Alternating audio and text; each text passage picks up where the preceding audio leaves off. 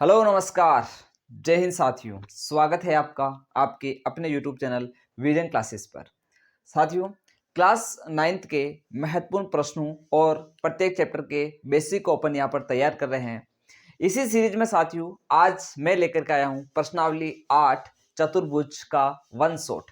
साथियों, अभी तक अपन ने प्रश्नावली 1 से लेकर के 7 तक को बहुत ही अच्छे तरीके से कंप्लीट कर लिया है। जिन्होंने वो नहीं देखी क्लासें, अभी जाइए विजन क्लासेस के ऑफिशियल चैनल के ऊपर और वहां जाकर के आप प्ले लिस्ट के अंदर देखिए, वहां मैंने डाल रखा है क्लास 9th के वन शॉट के नाम से। उसको ओपन कीजिए, आपको प्रश्नावली 1 से लेकर के 7 तक का वहां अभी अपडेट मैटर मिल जाएगा। विदिन साथियों अपन 30 मिनट या फिर 1 घंटे के अंदर अंदर एक एक प्रश्नावली को कंप्लीट कर रहे हैं, जिसमें उसका बेसिक और उसके महत्वपूर्ण प्रश्न आ जाते हैं। ठीक है साथियों, अगर आप उन क्लासों को देख करके उस प्रश्नावली को पढ़ने बैठोगे तो मैं आपको गारंटी के साथ कहता हूं कि उस प्रश्नावली में आपको कोई दिक्कत नहीं आएगी, क्योंकि आपका सारा जो मैटर है वो क्लियर हो जाएगा उस आधे घंटे या फिर 1 घंटे की क्लास के माध्यम से। तो साथियों जाइए उन क्लासों को देखें और आज अपन शुरुआत करते हैं प्रश्नावली 8 चतुर्भुज। देखिए साथियों, इस प्रश्नावली के अंदर हमें क्या पढ़ना है। यह प्रश्नावली चतुर्भुज को लेकर के है, तो सबसे पहले आपको चतुर्भुज का मतलब आना चाहिए। तो बात सबसे पहले अपन प्रश्नावली के नाम को समझने का प्रयास करेंगे कि प्रश्नावली का नाम चतुर्भुज है तो चतुर्भुज होता क्या है। तो सिंपल सी बात है, सिंपल सी परिभाषा है कि 4 भुजाओं से घिरी बंद आकृति को क्या कहते हैं? चतुर्भुज कहते हैं। चतुर यानी 4, भुज यानी भुजा, जिसकी 4 भुजा हो उसे हम चतुर्भुज कहते हैं। हम इसके बहुत सारे प्रकारों को यहाँ पर क्या है साथियों पढ़ने वाले हैं। एक एक प्रकार को वन बाय वन अपन देखेंगे। एक पॉइंट और याद रखना आप कि कोई सा भी चतुर्भुज होगा उसके अंत्य कोणों का योग 360 डिग्री होता है। ये पॉइंट आपको क्लियर होना चाहिए कि चतुर्भुज के अंत्य कोणों का योग या फिर चारों कोणों का जो योग आता है वो प्यारे साथियों कितना आता है? 360 डिग्री आता है। अब आगे बढ़ते हैं, हम चतुर्भुज के प्रकारों को देखते हैं। तो सबसे पहले देखना साथियों, हम सबसे पहले देखते हैं वर्ग को। किसको देखते हैं? वर्ग के बारे में देखते हैं। अब वर्ग क्या होता है? तो सिंपल सा काम करना है आपको कि ऐसा चतुर्भुज जिसकी चारों भुजाएं बराबर हो। तो ज्यादा मैं डिटेल से नहीं लिखूंगा, शॉर्ट शॉर्ट में लिखूंगा, चारों भुजा बराबर। ठीक है, चारों भुजा बराबर हो। पहली बात तो हमें यह पता होना चाहिए कि चारों भुजा बराबर हो। दूसरी बात हमें यह पता होनी चाहिए कि प्रत्येक कोण क्या हो साथियों? तो 90 डिग्री का हो। प्रत्येक कोण कितने डिग्री का होना चाहिए साथियों? तो प्रत्येक कोण आपके 90 डिग्री का होना चाहिए, उसे हम कहते हैं वर्ग। ये तो हो गया। अब इसके विकर्ण के बारे में थोड़ी जानकारी होनी चाहिए। तो वर्ग के जो विकर्ण आते हैं प्यारे साथियों, वर्ग के विकर्ण की क्या खास बात है? तो विकर्ण बराबर होते हैं। क्या होते हैं साथियों? विकर्ण बराबर होते हैं और समकोण पर समद्विभाजित करते हैं। समकोण पर समद्विभाजित करते हैं, यानी विकर्ण समद्विभाजित तो करते हैं, लेकिन जहां वो समद्विभाजन करेंगे वहां पर 90 डिग्री का कोण बनेगा। थोड़ा इधर देखो, मैं भी समझा देता हूं 1 मिनट के अंदर। ये आपका वर्ग है और इसके अंदर मैंने देखा कि चारों भुजा बराबर है, यानी ये भी ए है, ये भी ए है, ये भी ए है और ये भी ए है। प्रत्येक कोण 90 डिग्री का, ये 90 डिग्री, ये 90 डिग्री और ये 90 और ये 90। अब बात कर रहे हैं कि इनके जो विकर्ण होंगे, विकर्ण क्या होते हैं? बराबर होते हैं, यानी ये विकर्ण और ये विकर्ण दोनों बराबर होंगे और ये समकोण पर समद्विभाजित करेंगे, यानी यहां पर जो कोण बनेगा वो कितने डिग्री का बनेगा? तो वो बनेगा प्यारे साथियों 90 डिग्री का। इसलिए 90 90 90 90 जोड़ेंगे तो टोटल कोण यहां पर कितना होगा? 360। तो किसी बिंदु के परितः जो टोटल कोण होता है, कुल कोण होता है, कितना होता है? 360 डिग्री होता। तो वर्ग के बारे में अपन ने सामान्य जानकारी लेने का प्रयास किया है कि वर्ग की चारों भुजा बराबर होती है, प्रत्येक कोण 90 डिग्री का होता है, विकर्ण बराबर होते हैं और समकोण पर समद्विभाजित करते हैं। इसी के साथ साथ एक और याद रख लेना आप, वर्ग के साथ साथ याद रख लेना समचतुर्भुज। क्या बताना चाह रहा हूं मैं? समचतुर्भुज के बारे में याद रख लेना। अब समचतुर्भुज का ही प्रकार है वर्ग। मेरी बात को सुन लेना, समचतुर्भुज के अंदर ही वर्ग आता है। ठीक है ना? समचतुर्भुज में एक ही चीज ध्यान में रखनी है कि सम का मतलब तो होता है सम्मान, सम का मतलब होता है सम्मान, चतुर यानी होता है 4 और भुज यानी होता है भुजा। यानी ऐसा चतुर्भुज जिसकी चारों भुजा बराबर हो उसे समचतुर्भुज कहते हैं और उसी में एक आता है समचतुर्भुज के प्रकार में वर्ग। क्या आता है? वर्ग। अब समचतुर्भुज के लिए जरूरी नहीं है, ये जरूरी नहीं है कि प्रत्येक कोण 90 डिग्री का हो, यानी इसके अंदर 90 डिग्री का होना क्या है साथियों? जरूरी नहीं है। क्या नहीं है?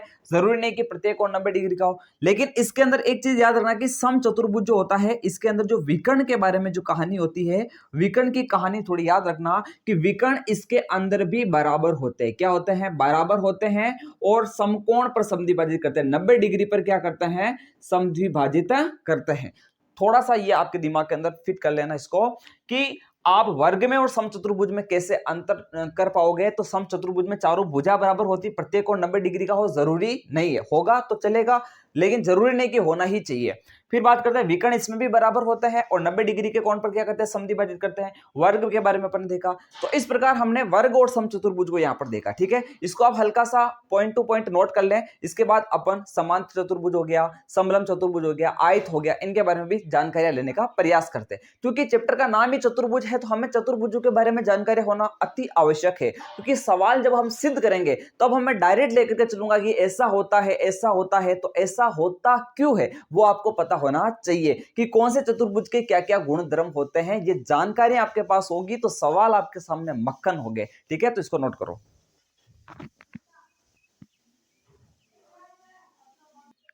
आगे बढ़ते साथियों, अगला पॉइंट रहते हैं अपन आयत। क्या ले लिया मैंने? आयत। आयत के अंदर क्या ध्यान रखना साथियों कि आयत में आमने सामने की भुजा बराबर होती है। यानी अगर ये है तो ये भी ए होगी और ये बी है तो ये भी क्या होगी? बी होगी। तो पहली बात तो याद रखने की भुजा के बारे में तो क्या होता है कि भुजा के बारे में अगर पूछे तो आमने सामने की भुजा बराबर होती है। क्या होती है? आमने सामने की भुजा बराबर। आमने सामने की भुजा जो होती है, आमने सामने की भुजा क्या होती है? बराबर होती है। आमने सामने की भुजा बराबर, ये पॉइंट आपको इसके लिए ध्यान रखना है भुजा को लेकर के। फिर इसके अंदर विकर्ण की अगर मैं बात करूं तो इसके विकर्ण जो होते हैं, देखो इसमें भी प्रत्येक कोण 90 डिग्री का होगा। प्रत्येक कोण कितने डिग्री का होता है? प्रत्येक कोण इसमें भी प्यारे साथियों 90 डिग्री का होता है। कितने डिग्री का होता है? 90। विकर्ण की थोड़ी बात कर लेते हैं। ये जानकारी आपको होना बहुत जरूरी है कि विकर्ण इसके क्या होते हैं? तो बराबर होते हैं। विकर्ण की अगर मैं बात करूं तो विकर्ण क्या होते हैं? बराबर होते हैं। क्या होते हैं? बराबर होते हैं। और विकर्ण समद्विभाजित करते हैं, यानी this part equal to this part और this part equal to this part, यानी ये हिस्सा इसके बराबर, ये हिस्सा इसके बराबर। यानी विकर्ण क्या करते हैं? समद्विभाजित करते हैं। क्या करते हैं? समद्वि। अब 90 डिग्री पर समद्विभाजित नहीं करते, ये थोड़ा ध्यान रखना। विकर्ण बराबर होते हैं और समद्विभाजित करते हैं, लेकिन 90 डिग्री पर समद्विभाजित नहीं करते। नहीं, ये जरूरी नहीं हो कि ये कोण आपके 90 डिग्री के हो। तो इतना सा आप ध्यान रखना कि आयत के अंदर आमने सामने की भुजा बराबर होती है, प्रत्येक कोण 90 डिग्री का होता है, विकर्ण बराबर होते हैं और समद्विभाजित करते हैं। विकर्ण आयत के साथ साथ ही एक अगला पॉइंट और बता देता हूं मैं आपको, और वो है आपका समांतर चतुर्भुज। कौन सा चतुर्भुज है प्यारे साथियों? तो समांतर चतुर्भुज।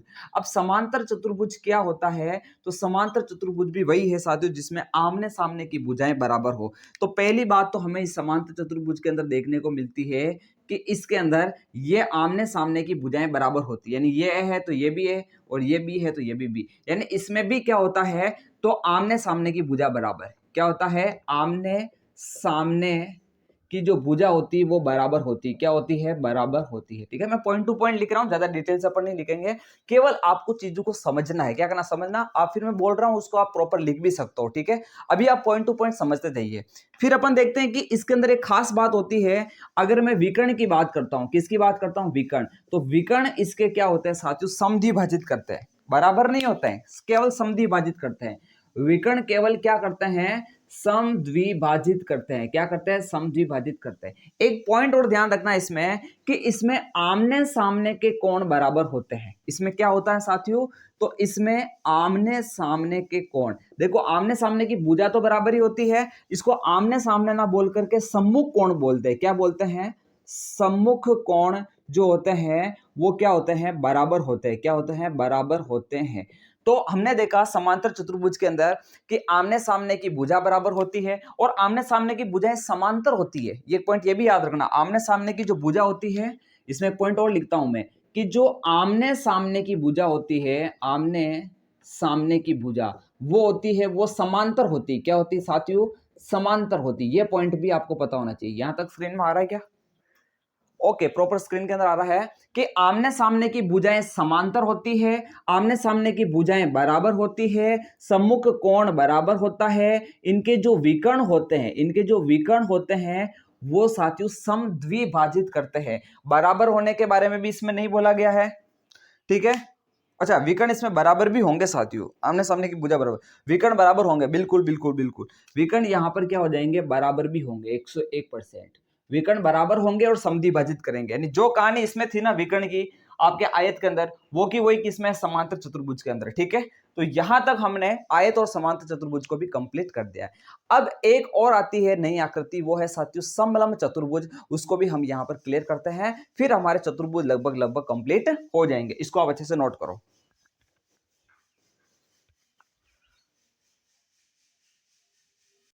अगले चतुर्भुज को समझने का प्रयास करते हैं, वो है प्यारे साथियों समलंब चतुर्भुज। क्या है साथियों, समलंब चतुर्भुज। ठीक है, अब साथियों इसकी एक ही खास बात है कि इस चतुर्भुज के अंदर क्या होता है कि भुजाओं का एक जोड़ा समांतर चलता है। देखो 4 भुजाएं होती है, एक जोड़ा यानी 2 भुजाएं क्या चलती है, समांतर चलती है। जैसे ये आपके देखो ये भुजा इसके क्या है, समांतर है।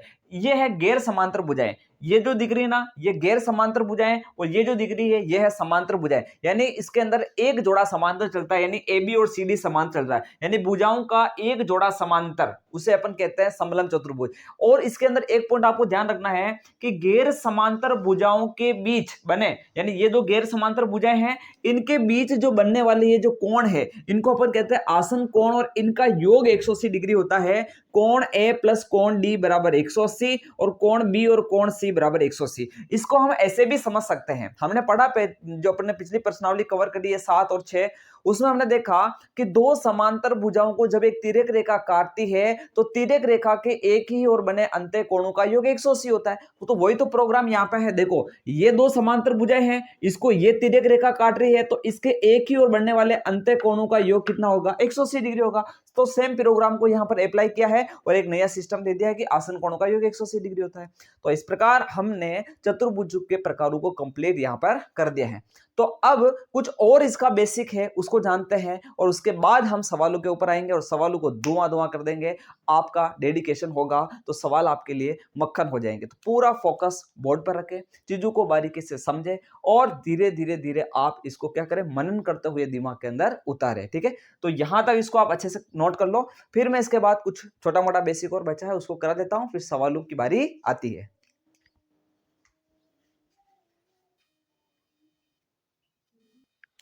आगे बढ़ते हैं और एक महत्वपूर्ण पॉइंट को समझने का प्रयास करते हैं साथियों। अगर ये पॉइंट आपका क्लियर हो जाएगा ना तो साथियों प्रश्नावली 8.2 आपके लिए हलवा पूरी होगी। तो इसको समझे, माइंड को कूल रखे, मैं बताता हूं उसको धीरे धीरे समझने का प्रयास करें। देखिए साथियों, मध्य बिंदु प्रमेय।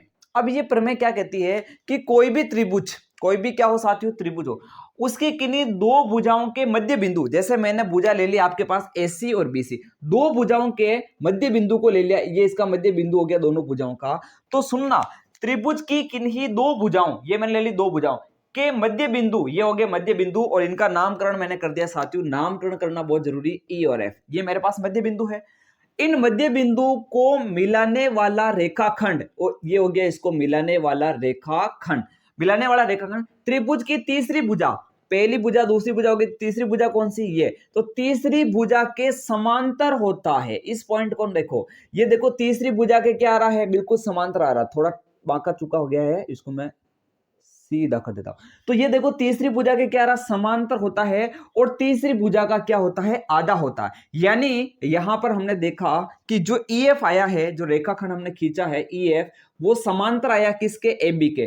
किसका आया, AB के। देखो ये समांतर का चिन्ह है ना, समांतर ऐसे बताते हैं। और दूसरी चीज हमें ये मिली कि ये जो हमने खींचा वो तीसरी भुजा का आधा है, यानी EF जो है, तथा हमें ये देखा कि EF का जो मान है वो AB का आधा है, इस AB का क्या है, आधा है। तो दो पॉइंट है आपको जो ध्यान में रखना है, वेरी इंपॉर्टेंट, यानी किसी भी त्रिभुज की किन्हीं दो भुजाओं के मध्य बिंदु को मिलाने वाला जो रेखाखंड होता है वो तीसरी भुजा के समांतर होता है और तीसरी भुजा का आधा होता है। ये पॉइंट आपको ध्यान रखना। अब इसका उल्टा बोलूंगा तो भी वही बात है, क्या कि पहले मैंने भी क्या बोला कि मध्य बिंदु को मिलाने वाला रेखाखंड तीसरी भुजा के समांतर होता है, और ऐसा ना बोल के मैं ये बोल दूं कि त्रिभुज की किसी भुजा के समांतर खींचा गया रेखाखंड, सुनना, त्रिभुज की किसी भुजा के समांतर खींचा गया रेखाखंड त्रिभुज की दो भुजाओं को क्या करता है, समद्विभाजित करता है।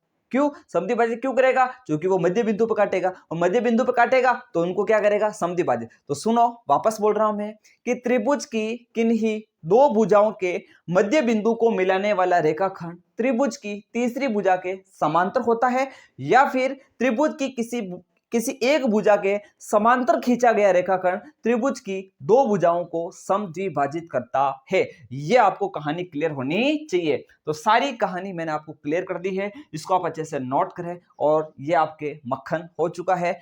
अब बारी आती है सवालों की, और सवालों को हम करते हैं, समझते हैं और उसको मक्खन करने का प्रयास करते हैं। तो इसको आप अच्छे से नोट करो।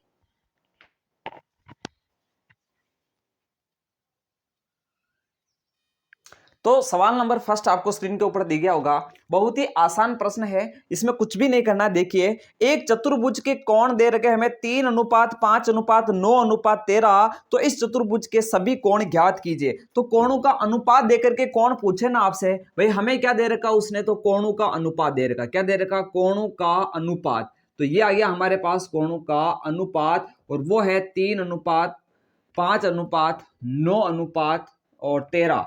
3:5:9:13। एक बार चेक कर लेता हूं कहीं गलत नहीं हो जाए। 3:5:9:13 ओके, राइट है। अब इन कोणों के अनुपात से मुझे यहां पर निकालना है कि प्रत्येक कोण का मान कितना होगा। तो अब मेरी बात सुनो, ये अनुपात होता है, शॉर्ट रूप होता है। जो भी आपके कोण होंगे उनको काटने के बाद जो शॉर्ट रूप बचा वो ये। अब मान लेते हैं जैसे ये कोण है, यहां पर जो कोण आएगा वो x गुणा होगा, 5 का ये भी x गुणा हो सकता है, क्योंकि ये जो अनुपात में संख्या दे रखी है ना वो किसी एक ही संख्या से कटी हुई है। तीनों चारों संख्या है, सॉरी, ये आपके एक ही संख्या से कटी हुई। तो मान लेता हूं कि माना पहला कोण, माना प्रथम कोण, प्रथम, या फिर लिख दो पहला कोण। माना पहला कोण मैंने मान लिया है, माना पहला कोण, और वो हो जाएगा 3x। कितना हो जाएगा? 3x। दूसरा कोण कितना हो जाएगा? तो दूसरा कोण x के फॉर्मेट में ही मानना आपको, क्योंकि ये सभी किसी एक से कटे हुए, मैंने मान लिया वो x से कटे हुए, तो x गुणा कर रहा हूं मैं सबका। तो ये आ जाएगा दूसरा कोण 5x। तीसरा कोण कितना होगा? तीसरा कोण हो जाएगा प्यारे साथियों, तीसरा हो जाएगा 9x। और चौथा कोण कितना होगा? चौथा कोण, और वो हो जाएगा आपके पास 13x। अब मुझे बताओ चारों कोण आ गए, चारों कोणों का योग करूंगा तो कितना आएगा? 360 आएगा। तो मैं लिखूंगा चूंकि चतुर्भुज के चारों कोणों का योग, चारों कोणों का योग 360 डिग्री होता है। कोई प्रॉब्लम नहीं है, अच्छी बात है, ओके। अब चारों कोणों को जोड़ेंगे तो देखिए, जोड़ देते हैं, धीरे से जोड़ लेते हैं। 3x plus 5x plus 9x plus 13x is equal to 360। जोड़ो, 5 और 3 8, 8 8 16 ने 1 17, 17 और 13 कितना होता है? तो 17 13 हो गए 30। तो ये आ जाएगा आपके पास 30x। कितना हो जाएगा? 30x बराबर कितना हो जाएगा? 360। तो अब मुझे x का मान चाहिए, तो वो आ जाएगा 360/30। ये 30 जो यहाँ पर गुणा में था ना वो भाग में चला गया। काटो काटो, 3 का भाग 36 में कितनी बार जाएगा? तो 12 बार जा रहा। 12 12 12 24 बारती है 36। तो ये आ जाएगा 12। कितना आ जाएगा? 12। तो x का मान 12 आया है। तो मुझे बताओ पहला कोण कितना होगा? तो 3 × 12, 3 × 12 यानी बारती है 36, यानी ये आ जाएगा 36 डिग्री। फिर दूसरा होगा 5 × 12, क्योंकि x की जगह मैं 12 लिखूंगा ना, तो 12 पंजे 60, यानी ये आ जाएगा 60 डिग्री। फिर इसी के बाद ये देखो, ये आ जाएगा 9 × 12, तो 12 नमा की 108 आ जाएगा। फिर इसी के साथ देखो 13 × 12, 13 × 12, ओके। तो यह आ जाएगा 12 एकम 12, 12 दूनी 24, भारतीय 36 का 6, हासिल का 3, और 12 एकम 12, 12 और 3 कितना होता है? तो 15। यह आ जाएगा 156 डिग्री। तो इस प्रकार हमने चारों कोणों को निकाल दिया। तो जब भी अनुपात दिया जाता है तो उसको x के फॉर्मेट में पहला दूसरा तीसरा चौथा मान लो, जोड़ लो, 360 के बराबर कर दो, x का मान निकाल दो, जो x का मान आता है उसको यहाँ पर गुणा कर दो, आपको चारों कोण मिल जाएंगे। यह है व्यवस्था। आगे बात समझ में? ऐसा सवाल आता है इसलिए मैंने इसको बताया। कुछ और सवाल देखने का प्रयास करते हैं, इसको अच्छे से नोट करो। अगले सवाल की तरफ बढ़ते हैं साथियों। हमें यहां पर एक समांतर चतुर्भुज के बारे में बोला जा रहा है जिसके विकर्ण बराबर हो। तो AC और BD मैंने बराबर ले लिया, एक विकर्ण AC है दूसरा BD है, मैंने विकर्णों को बराबर ले लिया, ठीक है। इसके बाद ये बोल रहा है कि हमें बताना है कि ये समांतर चतुर्भुज जिसके विकर्ण बराबर है वो एक आयत है। तो मुझे सिद्ध करना है कि ABCD क्या है? एक आयत। तो चुटकियों के अंदर हो जाएगा सवाल। थोड़ा इधर देखिए, मैं इसको भी हल करके बताता हूं। हल, अब मुझे आप बताओ, आपसे पूछना चाहता हूं मैं कि अगर ABCD एक आयत बताना है तो मुझे पहली बात तो आमने सामने की भुजाएं बराबर चाहिए होगी, तो आमने सामने की भुजाएं तो बराबर है, क्योंकि आपको दिया हुआ है कि ये एक समांतर चतुर्भुज हमें दे रखा ना, समांतर चतुर्भुज, तो समांतर चतुर्भुज में आमने सामने की भुजा बराबर। देखो समांतर चतुर्भुज का मतलब क्या हुआ कि इसका मतलब हुआ आपके पास AD बराबर BC, AD is equal to BC, और एक हो गया आपके पास AB और CD बराबर होगा, AB बराबर CD। ये आपको इतना दिया नहीं कि भुजा बराबर है, हमने गुण से पता किया कि समांतर चतुर्भुज है, इसका मतलब आमने सामने की भुजा तो बराबर होगी, अभी गुणों में अपन ने पढ़ा, इसलिए कहता हूं कॉन्सेप्ट को क्लियर करो, सवाल आपके लिए हलवा पूरी होगा। तो यहां देखो हमने देखा कि समांतर चतुर्भुज है तो इसके हिसाब से आमने सामने की भुजा बराबर है और हमें विकर्ण बराबर दे रखे।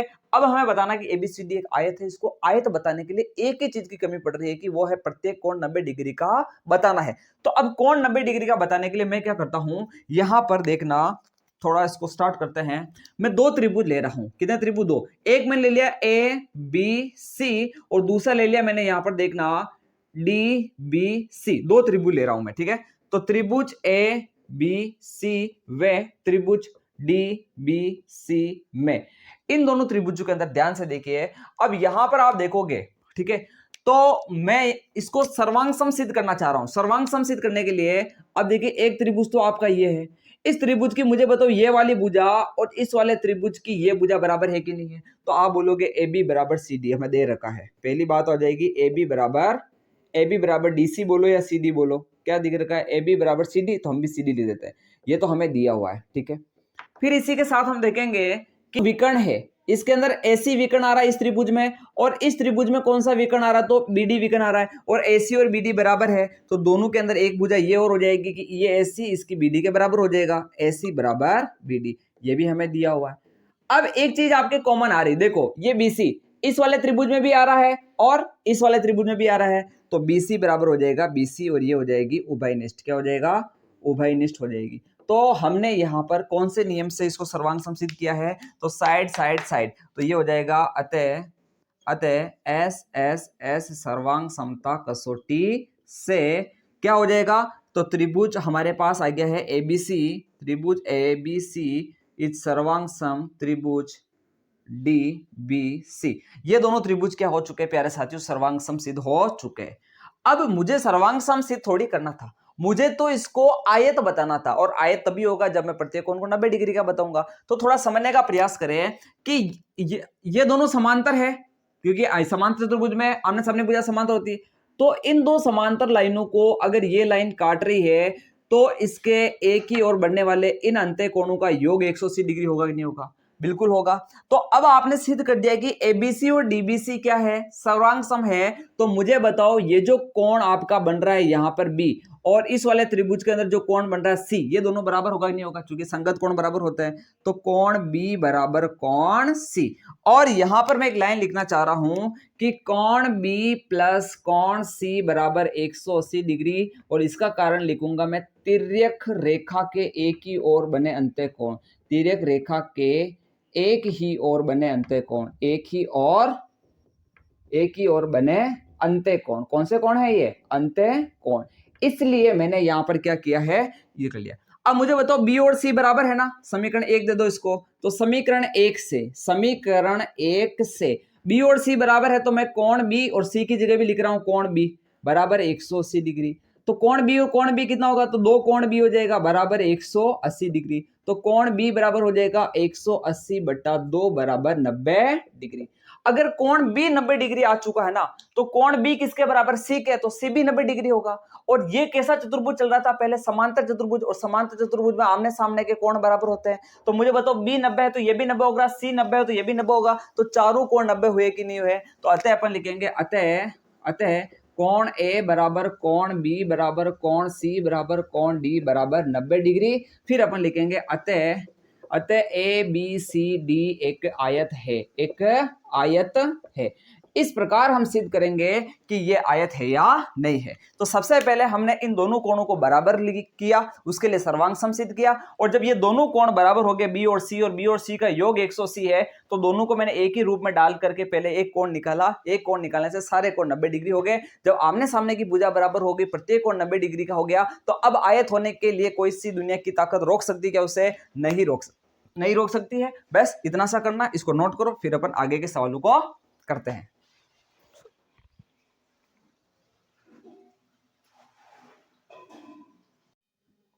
नेक्स्ट सवाल की तरफ बढ़ते हैं साथियों। सवाल आपको स्क्रीन के ऊपर बहुत ही अच्छे तरह से दिख गया होगा। यहां हमें कुछ इस प्रकार का डायग्राम दे रखा है और हमको इसके बारे में बोला गया है कि ए बी सी डी, यानी ये जो आपको बड़ा वाला चतुर्भुज दिख रहा बाहर बार वाला, वो एक समांतर चतुर्भुज है। क्या है? समांतर चतुर्भुज। अगर ये बड़ा वाला चतुर्भुज समान चतुर्भुज है तो बताओ आमने सामने की भुजा बराबर होगी ना? ए बी बराबर सी डी होगा और बी सी बराबर ए डी होगा। तो बी सी बराबर क्या हो जाएगा? ए डी हो जाएगा। ठीक है, इसके साथ हमें दे रखा है डीपी बराबर बी क्यू। सवाल में दे रखा आपको कि डीपी किसके बराबर है? बी क्यू के। डीपी कहां है? ये रहा, ये वाला जो टुकड़ा है वो इस टुकड़े के बराबर है। ओके, अब हमें ये सारा मैटर क्या करना? सिद्ध करना है। इसको सिद्ध कैसे करेंगे? अब एक एक चीज को लेकर के चलते हैं। आप शांत मन से सामने की तरफ देखें, एक एक चीज को मैं क्रिस्टल क्लियर कर दूंगा, आप केवल देखते जाइए और समझते जाइए।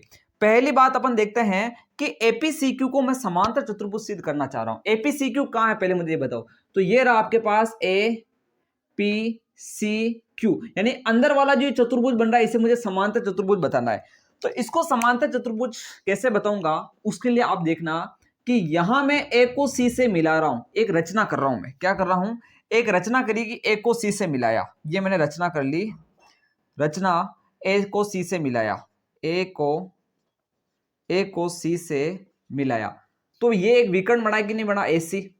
अब आप देख रहे होंगे कि ये जो एक ऐसी विकर्ण बना, ये आपके इस छोटे वाले चतुर्भुज के अंदर भी है और बड़े वाले चतुर्भुज के अंदर भी है। आगे बात समझना, कोई दिक्कत है क्या? नहीं। अब मेरी बात समझना, यहाँ पे क्या करना पड़ेगा कि अब ये विकर्ण दोनों के अंदर है। अब हम एक समांतर चतुर्भुज की बारे में एक कसौटी जानते हैं, या फिर ऐसा समझ लो कि समांतर चतुर्भुज के एक गुण जानते हैं कि उसके जो विकर्ण होते हैं वो बराबर होते हैं। क्या होते हैं? विकर्ण बराबर, और समद्विभाजित करते हैं। क्या करते हैं? समद्विभाजित करते हैं। तो समांतर चतुर्भुज के जब विकर्ण बराबर होते हैं और समद्विभाजित करते हैं तो उस गुण का अपन यहाँ पे प्रयोग करेंगे। तो यहाँ देखिए कि ये जो आपको एसी दिख रहा है, क्या दिख रहा है? एसी। और ये जो आपको विकर्ण दिख रहा है बीडी, ठीक है, एसी बराबर क्या होगा? बीडी। मैं यहाँ पर हल में लिख रहा हूं कि एसी बराबर बीडी। पहला काम मैंने ये किया कि मैंने एसी को, यानी ये वाला जो विकर्ण था और ये जो विकर्ण बड़ा वाला विकर्ण बीडी, इन दोनों को मैंने बराबर लिखा। कारण लिखूंगा समांतर चतुर्भुज के विकर्ण बराबर हो। विकर्ण लिख दो केवल इतना सा, समान चतुर्भुज के विकर्ण है, इसलिए मैंने एसी को बीडी के क्या कर दिया? बराबर लिख दिया। अब थोड़ा सा यहां समझे कि ये जो आपको दे रखा है विकर्ण बराबर होता है और समद्विभाजित भी करते हैं। तो समद्विभाजित करेंगे तो दूसरा हम लिखेंगे एक तो समान चतुर्भुज के विकर्ण बराबर होते हैं और समद्विभाजित करते तो ये बिंदु अगर ओ है तो मुझे बताओ ओ ए और ओ सी बराबर होगा कि नहीं होगा? तो अपन लिखेंगे तथा ओ ए बराबर ओ सी, क्योंकि विकर्ण समद्विभाजित कर रहे हैं तो ये टुकड़ा इसके बराबर होगा और ये वाला टुकड़ा कौन सा? ओ बी और ओ डी, ये दोनों भी बराबर होंगे, यानी ओ बी बराबर ओ डी। ये मैंने लिखा विकर्ण समद्विभाजित करते हैं। क्या करते हैं? विकर्ण समद्विभाजित करते हैं, इसलिए मैंने इनको क्या कर दिया? इस तरह से लिख दिया, समद्विभाजित करते हैं। अब ये तो था बड़े वाले के लिए, मुझे तो छोटे वाले को क्या करना है? समांतर चतुर्भुज बताना, एपीसीक्यू को समान चतुर्भुज बताना है।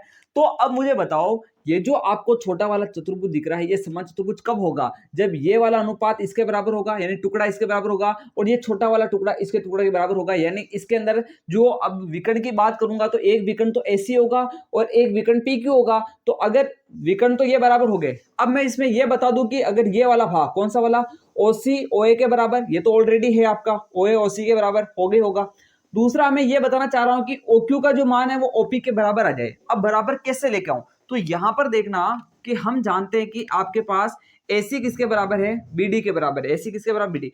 तो मुझे बताओ आप बीडी को क्या लिख सकते हो? ये जो आपके पास बीडी चल रहा है इसको आप क्या लिख सकते हो? तो बीडी के अपन बात करते हैं ओबी बराबर ओडी, ठीक है। ये जो आपने पॉइंट निकाला है ओबी बराबर ओडी, इस चीज को यूज करो, ओबी और ओडी। तो यहां देखिए चूंकि ओबी बराबर क्या दे रखा है? ओडी दे रखा है। तो हमने एक अभिग्रहित पढ़ा था कि बराबरों में से बराबर घटा दिया जाए तो शेषफल क्या आता है? बराबर आता है। तो जब ये वाला टुकड़ा इस वाले टुकड़े के बराबर है तो इन दोनों से अगर मैं ये चीज घटा देता हूं, कौन सी? बी क्यू और पीडी, ये दोनों घटा देता हूं मैं। क्यों? क्योंकि ये दोनों चीजें बराबर बराबर है, तो बराबर बराबर घटाऊंगा दोनों से तो जो आंसर आएगा वो भी बराबर आएगा, यानी कोई फर्क नहीं पड़ेगा। तो मैं ओबी से, ये जो ओबी है वहां से मैं बी क्यू घटाना चाह रहा हूं, तो ओबी माइनस बी क्यू बराबर ओडी। ओडी का रहा पूरा वाला, तो इस ओडी में से मैं क्या घटा देता हूं? तो पीडी घटा देता हूं। क्या घटा देता हूं? पीडी। अब देखो क्या होगा, अगर OB में से BQ घटाएंगे, इस पूरे OB में से ये BQ घटाएंगे तो क्या बचेगा, OQ बचेगा। तो यहां से आ जाएगा OQ। ये किसके बराबर आएगा, OD माइनस PD। इस OD में से ये PD घटाएंगे क्या बचेगा, OP बचेगा। ये बच गया OP। तो यहां पर इसको अपन समीकरण दे देते हैं, जैसे इसको समीकरण 1 दे दिया, इसको समीकरण 2 दे दिया और इसको मैंने समीकरण 3 दे दिया। तो आप समीकरण 1 और 2 से देखो। समीकरण 2 के अंदर हम देख रहे हैं कि OA OC के बराबर है, यानी ये टुकड़ा इस टुकड़े के बराबर है, और OQ OP के बराबर है, OQ OP के बराबर है। तो बताओ इसके अंदर विकर्ण क्या हुए, समद्विभाजित हुए कि नहीं हुए। विकर्ण समद्विभाजित हुए है तो समीकरण जो 2 और 3 है वहां से हम क्लियर कर पा रहे हैं ना कि आपका जो APCQ है एक समांतर चतुर्भुज है, क्योंकि समान चतुर्भुज में विकर्ण समद्विभाजित करते हैं। तो अतः अपन यहां लिखेंगे अतः APCQ एक समांतर चतुर्भुज है। क्या है, एक समांतर चतुर्भुज है। अब यहां से बहुत इंपॉर्टेंट लाइन निकल के आती है। अगर ये समांतर चतुर्भुज है तो आमने सामने की भुजा क्या होगी, बराबर होगी। आमने सामने की भुजा कौन कौन सी है, तो एक है AP और एक है CQ। तो ये बराबर हो जाएगा AP बराबर CQ। और एक है आपके पास PC और एक है AQ। तो ये आ जाएगा AQ बराबर PC। ये भी आपकी क्या जाएगा, बराबर। ठीक है, तो ये आपके कैसा है, चूंकि समान चतुर्भुज है तो आमने सामने की भुजा बराबर होती है। तो ये मैंने क्यों लिखा, तो यह लिखूंगा समांतर चतुर्भुज के आमने सामने की भुजा, आमने सामने की भुजा। ठीक है, इतना सा लिख दो, समझ में आ जाएगा, आमने सामने की भुजा, इसलिए मैंने इसको बराबर कर दिया। यानी यहां तक ये अपना काम कंप्लीट हो जाता है। यानी यहां तक अपने क्या क्या क्लियर कर दिया है, हमने दो चीजें बता दी है कि एक तो आपका APCQ समान चतुर्भुज है और दूसरा हमने बता दिया कि AP बराबर CQ, AP बराबर CQ। यानी दो काम हमारे यहाँ पर कंप्लीट हो चुके हैं। अब हम आगे बढ़ते हैं और एक चीज हमने ये भी तो बता दी, AQ CP के बराबर है, AQ और CP बराबर है, AQ और CP बराबर है। यानी लगभग लगभग हमने यहाँ पर तीन चीजों को यहाँ पर क्या कर दिया, कंप्लीट कर दिया। ठीक है, एक सॉरी दूसरा ये कंप्लीट कर दिया, ये कर दिया। अब हमें केवल दो ही काम करने हैं। इन दोनों त्रिभुजों को क्या करना है, इनको मुझे सर्वांग समसिद्ध करना है। क्या करना है, सर्वांग समसिद्ध करना है। बाकी सारा काम हो चुका है। एक बार वापस बता देता हूं, थोड़ा ध्यान से देख ले, क्योंकि मेन काम यहां तक का था। यहां मैंने क्या किया कि ये बड़ा वाला चतुर्भुज तो आपका समान चतुर्भुज है, मुझे अंदर वाले को समान चतुर्भुज बताना, तो कैसे बताऊंगा, जब उसमें विकर्ण समद्विभाजित करेंगे। अब विकर्णों को समद्विभाजित कराने के लिए क्या करना है कि ये वाला विकर्ण आपका जो दे रखा है वो बड़े वाले के अंदर भी आ रहा है, तो ये तो आपके बराबर चल ही रहा है कि OA बराबर OC, कोई दिक्कत वाली बात नहीं।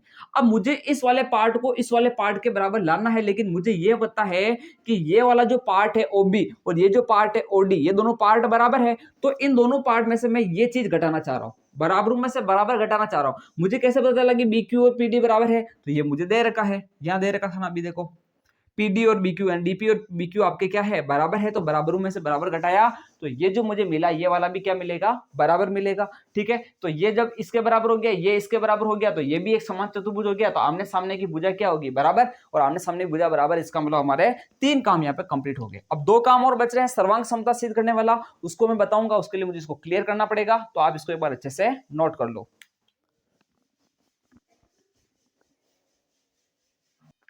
अब आगे बढ़ते हैं, इन त्रिभुजों को अपन सर्वांग समसिद्ध करते हैं। तो पहले मैं ये त्रिभुज ले रहा हूं, ठीक है, तो यहां देखना हल ही चल रहा है अपना, और उस हल में मैं ले रहा हूं त्रिभुज APD और CQB में, त्रिभुज APD व त्रिभुज CQD में, इन दोनों त्रिभुजों में, CQB में, D नहीं है, CQB, इन दोनों त्रिभुजों को देखो और हमें सर्वांग समसिद्ध करना। देखना त्रिभुज का है APD, तो ये कहां है, PD, P का है, P और D, यानी ये रहा आपका त्रिभुज, ये मैं लिख देता हूं, ये आ गया एक त्रिभुज। ठीक है, ऊपर वाला।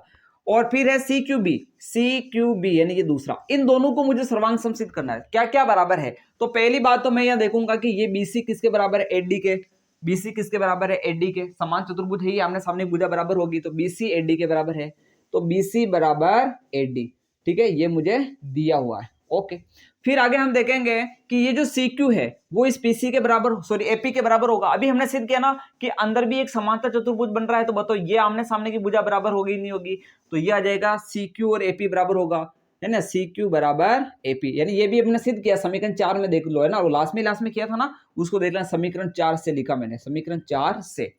फिर आप देखोगे कि ये जो टुकड़ा दे रखा है BQ और ये टुकड़ा दे रखा है PD, ये बराबर है। देखो BQ और DP PD दोनों क्या है, बराबर है। तो ये हो जाएगा आपके पास BQ बराबर DP, ये मुझे दे रखा है। तो बताओ कौन सी कसौटी लगेगी। यहाँ पर देखो, ये साइड इस साइड के बराबर, ये साइड इस साइड के बराबर और ये साइड इस साइड के बराबर, तो तीनों ही भुजाएं आपस में बराबर हो गई। अतः अपन लिखेंगे अतः एस एस एस सर्वांग समता कसौटी से, एस एस सर्वांग समता कसौटी से क्या हो गया है, तो सिद्ध हो चुका है कि त्रिभुज ए पी डी इज सर्वांग सम त्रिभुज सी क्यू बी, यानी ये भी हमने क्या कर लिया, फाइनली सिद्ध कर दिया। अब एक काम बच रहा है, ए क्यू बी को सीपीडी के सर्वांग सम लाना है, उसको भी करते हैं, एक बार इसको नोट कर लो। इसका लास्ट वाला कर लेते हैं। देखिए साथियों, अब त्रिभुज लेना है ए क्यू बी और सीपीडी, तो इसमें देखेंगे अपन, देखना जिसको सर्वांग सम सिद्ध करना ना, उसमें हमें देखना पड़ेगा कि इसमें क्या क्या बराबर चल रहा है, ठीक है। तो त्रिभुज ए क्यू बी व त्रिभुज सी पी डी में कहां है, डायग्राम में जाके देखो तो ये आ जाएगा ए क्यू बी, यानी अब आपका त्रिभुज किधर आ चुका है, तो इधर आ चुका है, यानी ये रहा पहला। दूसरा कहां है, सीपीडी, तो सी पी डी ये रहा दूसरा। इन दोनों में देखो क्या क्या बराबर चल रहा है, तो आप ध्यान से देखो। एक तो आपकी ये आमने सामने की भुजा बराबर होगी, समांतर चतुर्भुज में हमें दे रखा है, यानी ए बी बराबर क्या आएगा, सी डी, ये हमें दिया हुआ है, कोई दिक्कत वाली बात नहीं। फिर आप देखोगे तो ये वाली जो भुजा आपको दिख रही है, इसमें जो भुजा काम आ रही, वो इस वाली भुजा के क्या है, बराबर, क्योंकि अंदर भी हमने समान चतुर्भुज सिद्ध किया, तो आमने सामने की भुजा बराबर होगी ना, तो ये आएगा ए क्यू और सीपी बराबर होगा, तो ए क्यू बराबर सीपी। ये समीकरण 4 में हमने सिद्ध किया था, समीकरण 4 में किया था ना अपन ने, कि अंदर भी समान चतुर्भुज है तो आमने सामने की भुजा बराबर होगी। फिर आप देखो लास्ट कि इसके अंदर ये वाली भुजा बी क्यू इस वाले के अंदर आ रही है, और ये जो पी डी है वो इस वाले में आ रही है, तो वापस वही आ जाएगा आपके पास बी क्यू बराबर डीपी, ये हमने दे रखा है, ठीक है। वापस वही, कौन सा नियम, एस एस एस, अतः सिंपल सा अपन लिखेंगे एस एस एस सर्वांग समता कसौटी से क्या कहेंगे कि त्रिभुज ए क्यू बी इस सर्वांग सम त्रिभुज सी पी डी, ये हमने सर्वांग सम सिद्ध कर दिया है, ठीक है। तो इसका ये सवाल अपन ने यहाँ पर कंप्लीट कर दिया है। एक और सवाल इसका देखते हैं, फिर अपन 8.2 की तरफ चलेंगे, ठीक है। सारे महत्वपूर्ण सवालों को देखेंगे। वीडियो की लेंथ क्लास थोड़ी लंबी हो सकती है, लेकिन लंबी होने से आप ना डरे, आपके सवाल इसमें कंप्लीट हो रहे हैं, इससे आप सेटिस्फाइड रहे। मैं आपके सवालों को यहाँ पर ज्यादा से ज्यादा कराने का प्रयास करूंगा, ताकि आपको कम मेहनत करनी पड़े, चीजें आपको जल्दी समझ में आ जाए, ठीक है। तो फटाफट इसको नोट करो, समय बहुत कम है, फिर अपन आगे बढ़ते हैं।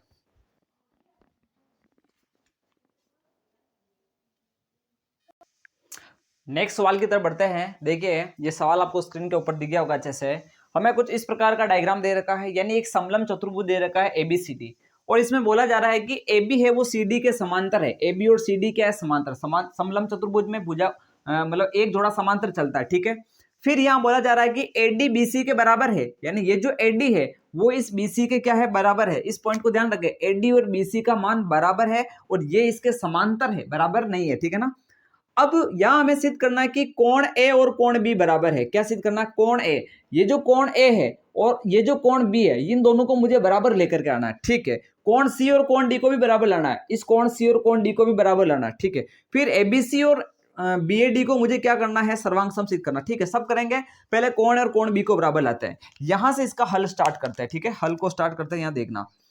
अब यहां ध्यान दे कि ये एक समांतर चतुर्भुज है, ये एक समांतर चतुर्भुज बन रहा है। देखो ये भुजा इसके समांतर है, ठीक है। तो इसको आगे भी बढ़ाऊंगा तो ये ए बी किसके समांतर आएगा, सी डी के। और ये मैंने इसके समांतर खींची, ये मैंने रचना करी है ना, इस रचना को लिख लो। यहाँ पे मैंने एक रचना करी है। रचना क्या करी है, तो मैंने एडी के समांतर खींचा, इस एडी के समांतर क्या खींची, तो सी खींची। क्या खींची, सी खींची। अब जब एडी के समांतर सी है और ये मुझे ऑलरेडी समांतर दे रखी है, तो मुझे बताओ अतः मैं क्या लिख सकता हूं, अतः यहां पर मुझे बताओ कि ये वाला चतुर्भुज ए ई सी डी एक समांतर चतुर्भुज हुआ कि नहीं हुआ।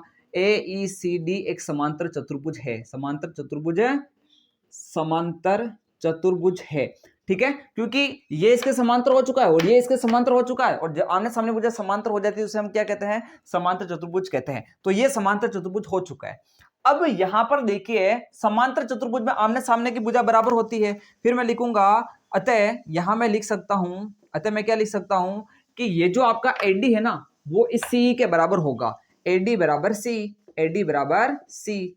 ऐसा मैंने क्यों लिखा, तो समांतर चतुर्भुज की सम्मुख भुजा, और हमें पता है समांतर चतुर्भुज की सम्मुख भुजा क्या होती है, बराबर होती है, इसलिए ये एडी किसके बराबर होगा, सी के। अब मुझे बताओ एडी इसके भी बराबर है, एडी इसके भी बराबर है, तो बताओ ये भी आपस में दोनों बराबर हुई कि नहीं हुई। जिसको मैं समीकरण दे देता हूं, ठीक है। एडी बराबर बीसी समीकरण 1 में है और एडी बराबर सी समीकरण 2 में है। जब दोनों की लेफ्ट साइड बराबर है, एडी एडी, तो बताओ राइट साइड भी बराबर होगी कि नहीं होगी। तो समीकरण 1 और 2 से, यहां लिखता हूं मैं समीकरण 1 व 2 से, समीकरण 1 व 2 से क्या निष्कर्ष निकलता है बताओ। तो आप बोलोगे सर यहाँ पे बीसी किसके बराबर आएगा, सी के, तो ये आ जाएगा बीसी बराबर सी। यहां तो कोई दिक्कत है क्या, स्क्रीन में दिख रहा है, ओके। तो मैंने यहां पर बीसी और सी को क्या कर दिया, बराबर सिद्ध कर दिया है कि ये जो बीसी है और ये जो सी है ये भी आपस में क्या है, तो प्यारे साथियों बराबर बराबर है, ये क्या है, बराबर।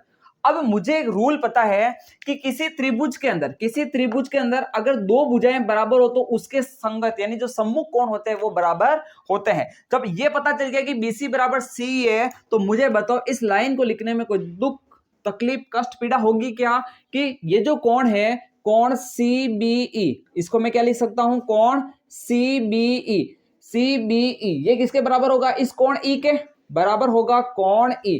इसको मैं देता हूं समीकरण नंबर 3 दे देता हूं, क्या देता हूं, समीकरण नंबर 3। और ये मैंने क्यों लिखा, तो हमें पता है कि बराबर भुजा के सम्मुख कोण बराबर होते हैं, बराबर भुजा के सम्मुख कोण क्या है, ये सम्मुख कोण है, इसलिए मैंने इसको क्या लिखा, बराबर लिखा, कि दो बराबर भुजा के सम्मुख कोण क्या होता है, बराबर होते हैं, तो मैंने इनको बराबर लिखा। एक एक स्टेप को समझ रहे हैं, सवाल बड़ा आसान है, ठीक है। अब मैंने इन दोनों को बराबर सिद्ध कर दिया है। अब एक चीज आप यहां देख रहे होंगे कि वो ये है कि ये दोनों समांतर है कि नहीं है, मुझे बताओ, कि एडी है वो सी के क्या है, समांतर है। तो ये जो लाइन जा रही है वो इसको जैसे ये दो लाइनें हो गई है, तो बताओ ये आने वाली लाइन इन दोनों लाइनों को काट रही है। तो जब दो समांतर रेखाओं को कोई तिर्यक रेखा काटती है तो एक ही ओर बनने वाले अंत्य कोणों का योग 180 डिग्री होता है। तो मैं लिखूंगा यहां पर 9, यानी अब मैं लिखना चाह रहा हूं कि कोण ए प्लस कोण ई बराबर 180 डिग्री। क्यों, तो तिर्यक रेखा के एक ही ओर बने अंत्य कोण, तिर्यक रेखा, हर चीज का कारण पता होना बहुत जरूरी है। कि मैंने ए और ई को 180 क्यों लिखा, तो दो समांतर रेखाओं को तिर्यक रेखा काटती है तो एक ही तिर्यक रेखा के एक ही ओर बने अंत्य कोणों का योग 180 डिग्री होता है। तो तिर्यक रेखा के एक ही ओर बने अंत्य कोण, एक ही ओर बने अंत्य कोण क्या हो जाएंगे, अंत्य कोण। तो तिर्यक रेखा के एक ही ओर बने अंत्य कोण है, इसलिए मैंने इसको लिख दिया 180। अब थोड़ा सा इधर देखें, मुझे क्या करना है, इन दोनों को बराबर लाना है, ठीक है। तो मैं इन दोनों तक तो पहुंच चुका हूं कि इन दोनों के योग तक मैं पहुंच गया। अब मुझे यह भी पता चल गया कि ये इसके बराबर है, लेकिन मुझे तो इस वाले कोण को इसके बराबर लाना है। तो क्या इन दोनों में कोई संबंध है, तो आप बोलोगे सर इनका योग मुझे पता है 180 होगा, क्योंकि ये एक सरल रेखा के ऊपर बनने वाले दो कोण है। तो मुझे बताओ, मैं यहाँ पर ऐसा लिख सकता हूँ क्या, तथा कोण, इसको क्या बोलते हैं, ABC, कोण ABC प्लस इसको मैं क्या बोलूंगा, इस साइड वाले को CBE, तो ये आ जाएगा कोण CBE, और ये कितना आएगा 180, और इसका कारण आएगा रेखिक कोण युग्म। क्या आएगा, रेखिक कोण युग्म, यानी रेखिक कोण युग्म है, इसलिए मैंने इसको 180 लिखा। अब मुझे बताइए यहां पर, इसको मैंने दे दिया समीकरण नंबर 4 दे दिया, इसको दे दिया समीकरण नंबर 5। अब इन दो कोणों का योग भी 180 आ रहा, इन दो कोणों का योग भी 180 आ रहा, तो समीकरण 4 और 5 है। अगर राइट साइड बराबर आए तो लेफ्ट साइड बराबर होगी कि नहीं होगी, होगी, तो इसको भी बराबर कर दो। तो समीकरण 4 व 5 से, समीकरण 4 व 5 से क्या सिद्ध हुआ कि कोण ए प्लस कोण ई, कोण ए प्लस कोण ई बराबर आ जाएगा। एक काम और कर लो, ठीक है, एक काम और कर लो यहां पर, ठीक है। मुझे इस CBE की जरूरत है क्या, इस CBE की जरूरत नहीं है, CBE ये मुझे नहीं चाहिए, मुझे ये वाला चाहिए। अब सुनो, अब मैं यहाँ पे काम कर सकता हूँ, इस CBE की जगह क्या लिख सकता हूँ, तो CBE की जगह मैं कोण E लिख सकता हूँ, क्योंकि ये दोनों बराबर थे। तो यहाँ पर देखना ABC ऐसा का ऐसा, इस CBE की जगह मैंने लिख दिया CBE की जगह कोण E बराबर क्या है 180। इसको दो समीकरण नंबर 5, ये दे दी समीकरण। क्यों लिखा मैंने कोण E, इसलिए लिखा क्योंकि कोण E और A में संबंध पता है, इस CBE और A में थोड़ी संबंध पता है मुझे, इस कोण E और A में संबंध पता है। क्या संबंध पता है, तो ये दोनों कोणों का योग 180 डिग्री है, ठीक है, तो इसलिए मैंने वो लिख दिया। अब यहां देखो समीकरण 4 और 5 से, तो अपन क्या लिखेंगे, समीकरण 4 व 5 से, समीकरण 4 व 5 से अब हो गया, फाइनली हो चुका है ये। इन दोनों को मैं बराबर करूंगा, कोण A प्लस कोण E बराबर कोण ABC। भाई कौन है, कोण ई इधर आ जाएगा और ABC और कोण ई इधर आ जाएगा प्लस कोण ई। कोण ई से कोण ई कटेगा, बराबर में बराबर कोण चीजें होती कट जाती है, बचा क्या कोण A बराबर कोण ABC। और ये जो आपका ABC है ना यही कोण B है, ठीक है ना, यही कोण B है तो बराबर कोण B। यानी हमने सिद्ध कर लिया है कि कोण A बराबर कोण B। ये हमारा पहला काम सिद्ध हो चुका है कि कोण A किसके बराबर है, कोण B के। अब आगे का काम बहुत आसान है, मेन चीज यहां तक की थी कि कोण A को कोण B के बराबर लाना, तो इस प्रकार से हम लेकर के आएंगे, ठीक है। तो इसको आप नोट करें, फिर आगे में दो चीजें और बच रही हैं, चार चीजें, इसको भी यहां पर कंप्लीट कर देता हूं।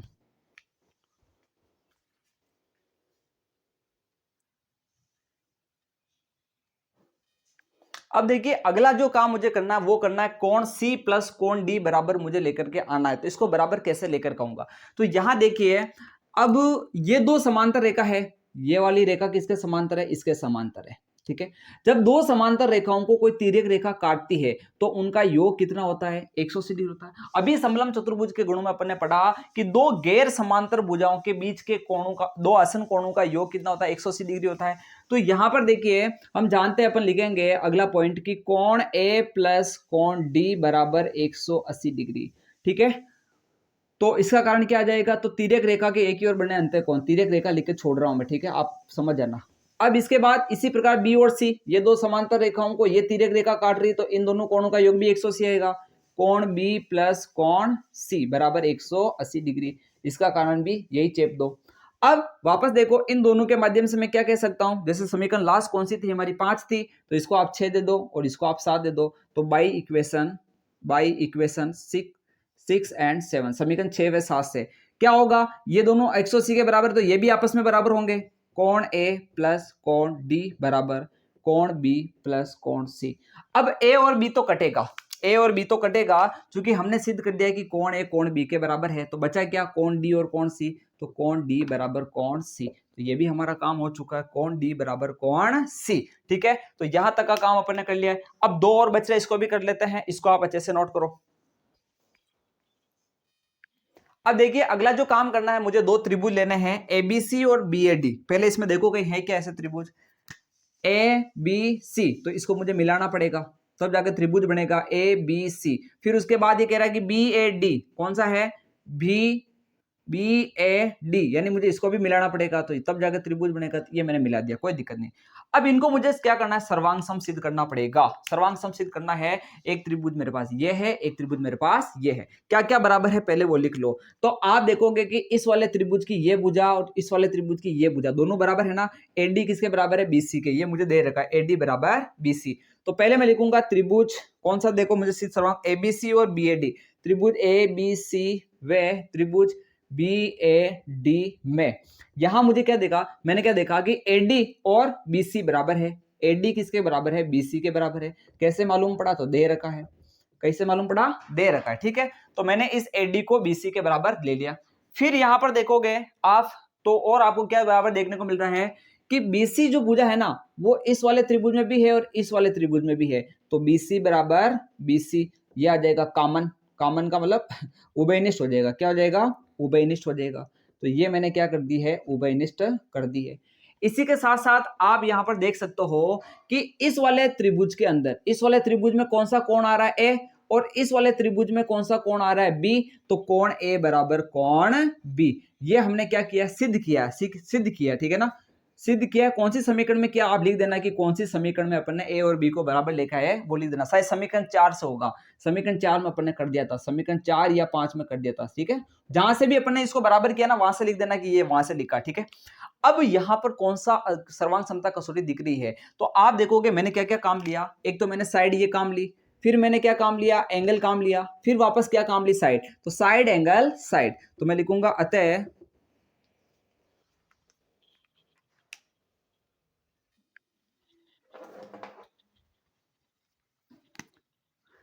साइड एंगल साइड सर्वांग समता कसौटी से। अब यहां आपने क्या हो गया, साइड एंगल साइड सर्वांग समता कसौटी लगी और उसे हमने बता दिया कि त्रिभुज ABC जो है वो सर्वांग सम है त्रिभुज BAD के। जब ये वाला त्रिभुज, सुनना, ये वाला त्रिभुज इस वाले त्रिभुज के सर्वांग सम हो चुका है, सर्व अंग सम, सभी अंग समान हो चुके हैं, तो बताओ विकर्ण AC और ये BD भी बराबर होगा कि नहीं होगा? क्योंकि ये अपना काम हो चुका है, बराबर इसलिए होगा क्योंकि सर्वांग सम त्रिभुजों में संगत भुजाएं बराबर होती है। तो अपन लिखेंगे बस सिंपल सा, अतः विकर्ण AC बराबर विकर्ण BD, विकर्ण BD। यह भी मैंने क्या कर दिया, बराबर सिद्ध कर दिया है। तो प्रश्नावली 8.1 से लेकर के जो महत्वपूर्ण सवाल थे वो मैंने डिस्कस किए हैं। अब मध्य बिंदु पर आधारित जो प्रमेय है उस पर आधारित 2-3 सवाल और करते हैं, उसके बाद अपनी ये प्रश्नावली अच्छे तरह से फिनिश हो जाएगी। तो इनको आप अच्छे से नोट करें, इनको समझने का प्रयास करें, फिर अपन आगे बढ़ते हैं। साथियों ये आपके 8.2 का है, मध्य बिंदु पर आधारित सवाल है।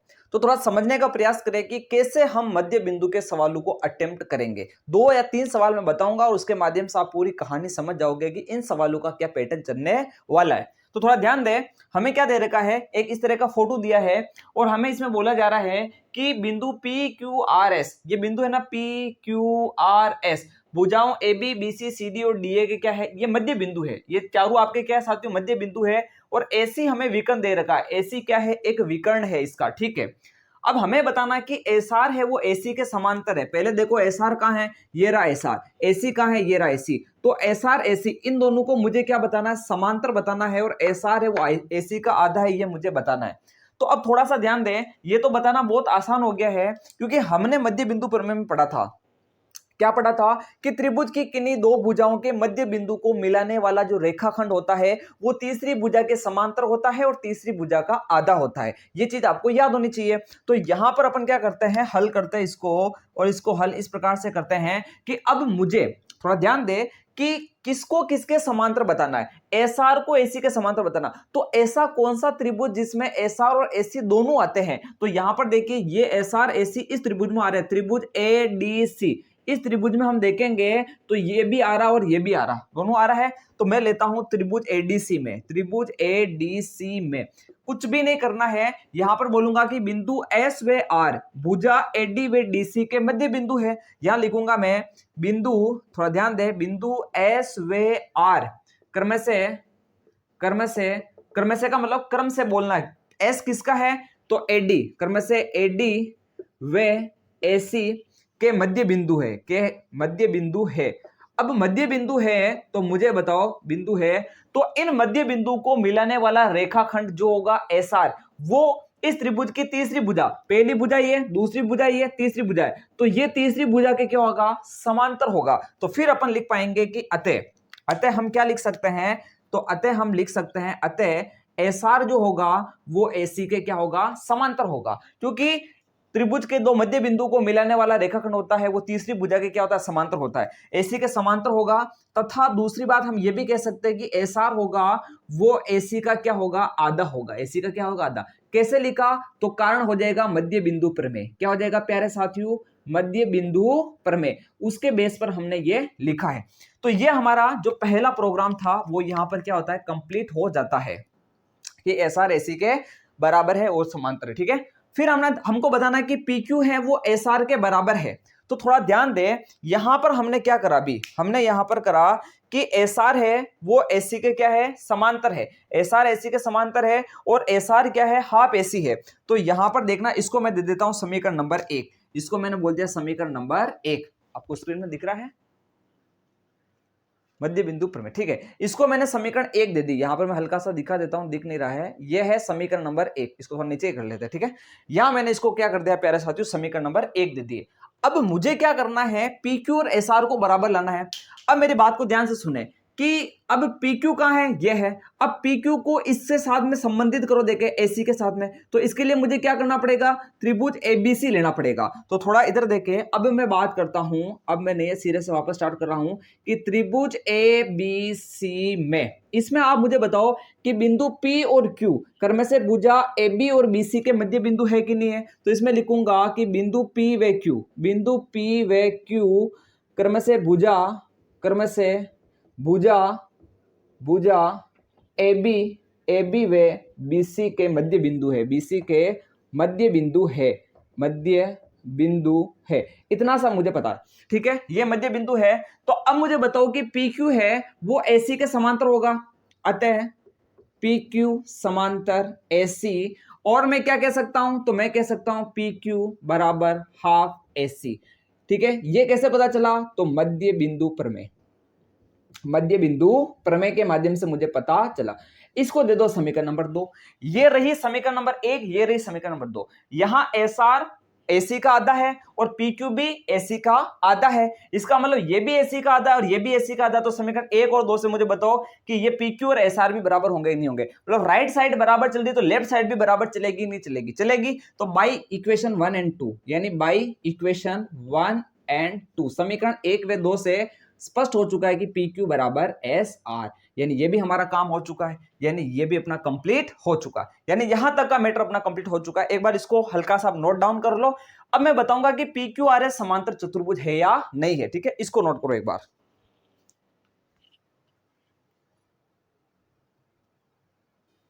आगे बढ़ते हैं, अब इसको समांतर चतुर्भुज बताते हैं। देखो हमने अभी क्या क्या बताया, हमने बताया कि ये जो PQ है वो इस AC के क्या है, समांतर है। हमने ये बता दिया है कि PQ है वो AC के समांतर है, ये बता दिया। हमने ये भी बता दिया कि SR भी AC के समांतर है, चलो SR भी हमारे क्या है, AC के समांतर है। अब जब ये इसके समांतर, ये इसके समांतर, मैं बोलूं कि ये कोई लाइन है, इसके समांतर एक और लाइन है, इसके समांतर एक और लाइन है, तो तीनों आपस में समांतर होगी नहीं। जब PQ AC के समांतर, SR AC के समांतर, तो PQ और SR भी तो समांतर होगा। तो अब लिखेंगे PQ समांतर SR। जब PQ SR के समांतर आ चुका है, इसी प्रकार अगर मैं एक विकर्ण यहां पर और खींचूं, एक विकर्ण और खींचूं, तो बताइए SP फिर इसके समांतर होगा, फिर ये आपका QR भी इसके समांतर होगा। तो बताओ SP और QR भी समांतर होंगे कि नहीं होंगे, तो उसको मैं लिख रहा हूं इसी प्रकार, क्या लिख रहा हूं, इसी प्रकार। फिर मैं इसी प्रकार के अंदर बताऊंगा कि इसी प्रकार हम बताएंगे कि ये SP भी इस QR के समांतर है, SP समांतर QR। तो वहां 2 समीकरण हो गई थी, तो इसको आप 3 दे दो, इसको आप 4 दे दो, फिर लिख दो समीकरण 3 व 4 से, समीकरण 3 व 4 से PQRS समांतर चतुर्भुज है। क्या है प्यारे साथियों, समांतर चतुर्भुज हो गए, ठीक है, हो गया मक्खन, क्लियर। इसको आप नोट कर सकते हो यहां तक, फिर मैं एक दो सवाल और बताता हूं आपको। अगले सवाल की तरफ बढ़ते हैं साथियों। सवाल आपको स्क्रीन पर दिख रहा है। यहां हमें एक ऐसा समलम चतुर्भुज दे रखा है, एबीसीडी समलम दे रखा है, जिसमें एबीसीडी के समांतर है, एबी है वो सीडी के क्या है, समांतर है। सवाल को हौले हौले समझो, ऑटोमेटिक आपको चीजें क्लियर हो जाएगी। फिर बोल रहा है कि ई भुजा एडी का मध्य बिंदु है, ये जो ई है ना वो इस भुजा एडी का मध्य बिंदु है, और यहां से एक तीर छोड़ा, यहां से एक तीर छोड़ा जो आगे की तरफ क्या है, जा रहा है। अब ये देखो तीर क्या कमाल करता है, हमें क्या शो करना है कि एफ है वो भुजा बीसी का मध्य बिंदु है, इस एफ को इस भुजा बीसी का मुझे मध्य बिंदु बताना है, ठीक है, अच्छी बात है। अब इसको मैं कह रहा हूं कि रचना में कुछ हमने इस प्रकार किया कि ईएफ को इस प्रकार से बढ़ाया मैंने कि ये विकर्ण बीडी को, यानी ये जो विकर्ण आपका बीडी है ना उसको बिंदु जी पर प्रतिच्छेद करता है, इसको बिंदु कहां प्रतिच्छेद कर रहा है, बिंदु जी पर प्रतिच्छेद करता है। इस प्रकार का काम मैंने यहां पर किया है। और ये जो आपको इसको मैंने ईएफ को जो आगे बढ़ा रहा हूं ना, वो इसमें लिख रखा है कि ई से होकर के एक रेखा AB के समांतर खींची जो BC को, अच्छा समांतर खींची, ये भी याद रखना। यानी ये जो आपने EF खींच रखा ना, EF वो किसके समांतर है, EF वो आपके इसके समांतर है, AB के समांतर है, EF समांतर AB, ये भी आपको दे रखा है, ये भी चीज इसमें यहां लिख सकते हैं कि ये जो EF है, EF यानी यहां नहीं लिखो, यहां लिख दो रचना से प्राप्त हुआ, हमें क्या प्राप्त हुआ कि EF समांतर है वो AB है, क्या है, AB।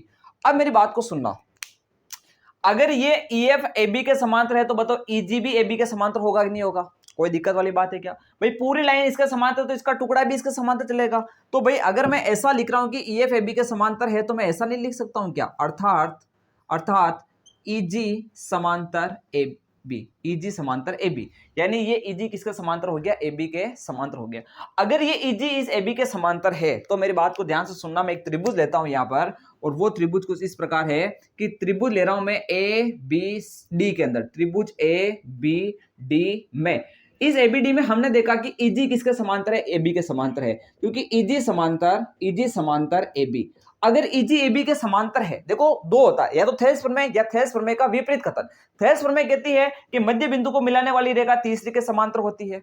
अगर ऐसा नहीं हो तो दूसरा यह हो सकता है कि त्रिभुज में खींचा गया रेखाखंड अगर किसी भुजा के समांतर है तो वो दो भुजाओं को क्या करेगा, समद्विभाजित करेगा। समद्विभाजित करने का मतलब मुझे बताओ ये हुआ कि नहीं हुआ, ये तो मध्य बिंदु है, लेकिन जी भी इस बीडी का क्या है, मध्य बिंदु है। इसका मतलब यहां से क्लियर हो रहा है, अर्थात यहां से क्लियर हो रहा है, अर्थात ईजी भुजा ईजी क्या करेगा, भुजा एडी व बीडी को समद्विभाजित करेगा। भुजा एडी व बीडी को समद्विभाजित करेगा। क्या करेगा, समद्विभाजित करेगा। अगर ये इसको समद्विभाजित करेगा, ये आपने कहां से लिखा, इसका रीजन क्या है, इसका रीजन हो जाएगा थेल्स प्रमेय का विपरीत कथन। क्या हो जाएगा, इसका आप कारण लिख सकते, थेल्स क्या है वो, मध्य बिंदु प्रमेय का विपरीत कथन। मध्य बिंदु प्रमेय का विपरीत कथन। कौन सा कथन है ये, विपरीत कथन। प्रमेय अलग है, प्रमेय का विपरीत कथन अलग है, ठीक है। तो उसके बेस पे हमने ये कहा, ठीक है। तो इसका मतलब जो जी है वो जी क्या है, बीडी का मध्य बिंदु हो गया, क्योंकि ईजी भुजा एडी और बीडी को समद्विभाजित कर रहा है। तो मैं लिखूंगा जी बीडी का मध्य बिंदु है, अतः जी भुजा बीडी का मध्य बिंदु है, अतः जी भुजा बीडी का मध्य बिंदु है, मध्य बिंदु है। यहां तक हमारा मैटर क्या हो जाता है, क्लियर हो जाता है कि हमें यह पता चल चुका है कि ये जो बिंदु जी है वो इस बीडी का क्या है, मध्य बिंदु है। अब मेरी बात को सुनना कि आगे जो ये लाइन जा रही है जीएफ, ये हमें पता है कि जीएफ किसके समांतर चल रही है, इस सीडी के समांतर चलती है। ऐसा क्यों, क्योंकि मुझे ये पता है ना ये इसके समांतर है, लेकिन ये ए बी किसके समांतर है, डीसी के। तो अगर ये इसके समांतर और ये खुद इसके समांतर, तो ये भी किसके समांतर हो जाएगा, इसके। तो अब मैं नया त्रिभुज ले रहा हूं, वो त्रिभुज है आपका सीबीडी। तो त्रिभुज सीबीडी की जब मैं बात करता हूं, स्पेस है क्या इसमें, आपको दिख रहा है, ठीक है। तो यहां करते हैं अपन त्रिभुज सीबीडी की बात। थोड़ा यहां देखना कि त्रिभुज सीबीडी में, इसमें आपने क्या देखा कि जो जीएफ है वो जीएफ किसके समांतर है, इस सीडी के समांतर है, कि जीएफ समांतर सीडी। अगर जीएफ सीडी के समांतर है तो मुझे बताइए कि ये इसको क्या करेगी। फिर मैं बात करता हूं यहां पर, अतः जीएफ भुजा बीडी को और बीसी को क्या करेगी, समद्विभाजित करेगी। अतः जीएफ भुजा बीडी व बीसी को समद्विभाजित करेगा। इसका भी कारण क्या होगा, तो वही थेल्स प्रमेय का विपरीत कथन। अगर ये इसको और इसको समद्विभाजित कर रहा है तो बताओ ये एफ इस बीसी का क्या हो गया, मध्य बिंदु है।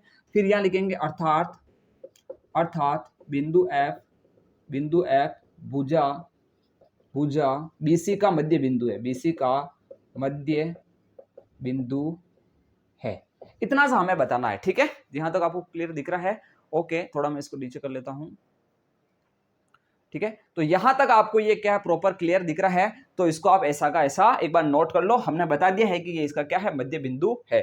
तो फाइनली अपन ने ये देखा है कि मध्य बिंदु के सवाल किस प्रकार से होंगे, एक आइडिया है जो आपको पता होना चाहिए।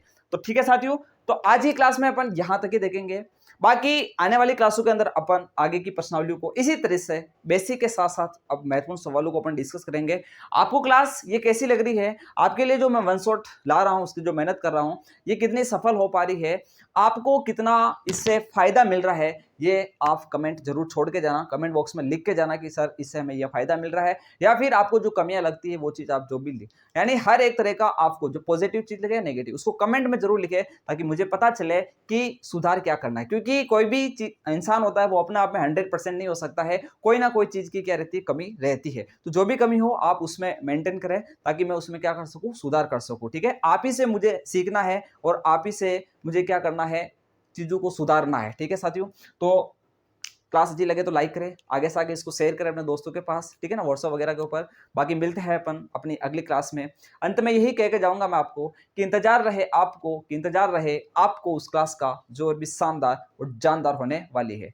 जय हिंद, जय भारत।